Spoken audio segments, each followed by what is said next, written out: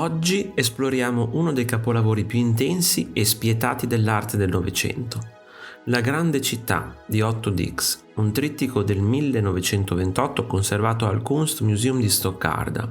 È un'opera che non si guarda soltanto, si subisce, un'esplosione di luci, musica, ferite, danze e disillusione. È la storia della Germania post-bellica, raccontata con un colpo d'occhio che non lascia scampo. Dix sceglie la forma del trittico tipica dell'arte sacra medievale, ma qui non c'è alcun santo. Al centro non troviamo Cristo, troviamo la notte di Berlino, un altare dedicato non alla salvezza, ma alla decadenza della Repubblica di Weimar. È un'operazione violentemente ironica. La modernità profana prende il posto della sacralità antica. Nel pannello centrale siamo immersi in una sala da ballo, luci accecanti, musica jazz, donne truccate come maschere, uomini in frac, eleganti e vuoti. Il ritmo è frenetico, quasi nervoso.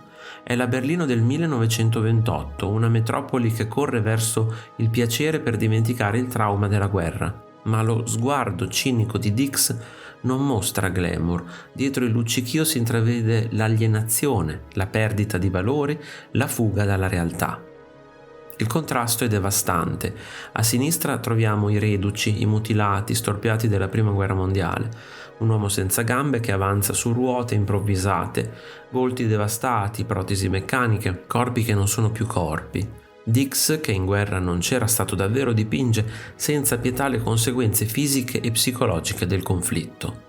Mentre alcuni ballano, altri sopravvivono. Sull'uscio un amareggiato mendicante senza gamba, forse memore dei giorni migliori, guarda con rabbia davanti a sé verso una processione quasi militare di prostitute che passa ancheggiando.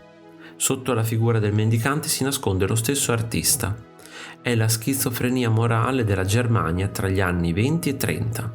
Nel pannello centrale una jazz band americana suona per una clientela sofisticata in un locale di Berlino. Otto Dix modella i volti dei musicisti scherzosamente su figure note della società di Dresda. Il sassofonista è il dottor Alfred Schulze, direttore dell'Accademia cittadina. Dix mostra maestria e tecnica, rappresentando una ricca serie di tessuti e trame, come nell'abito verde della donna dai capelli rossi. Un altro elemento ben realizzato nel pannello centrale è il ventaglio di piume rosa che incorniciano il capo del travestito che l'ha in mano. Nel pannello di destra troviamo un altro lato della città. La notte dei poveri, delle prostitute e degli ultimi. Una donna elegante, forse una prostituta d'alto bordo, cammina accanto a un uomo ipertrofico. In primo piano, nella tavola di destra, vediamo anche le scarpe di una prostituta lungo una strada alla moda di Berlino. Echeggiate da quelle delle donne rispettabili, nella tavola centrale le scarpe contrastano con le gambe mutilate dell'invalido di guerra.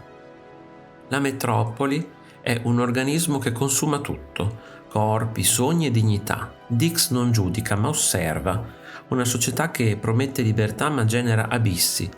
La grande città è un manifesto della nuova oggettività, uno stile crudo, chirurgico e spietato. Ci sono forme nitide, dure, colori acidi e artificiali, dettagli taglienti come lame, un realismo che diventa satira e denuncia. Il trittico è pieno di tensione. Bellezza e bruttezza convivono, così come euforia e angoscia. Dix non dipinge solo una città, dipinge un intero paese sull'orlo della catastrofe. Meno di 5 anni dopo, con la crisi del 29 e l'ascesa del nazismo, questo mondo esploderà. La grande città è una profezia, una fotografia inquietante del momento prima della tempesta. Se ti è piaciuto il video, iscriviti al canale, lascia like e condividilo con i tuoi amici. Un saluto e al prossimo video di Arte Esplorando!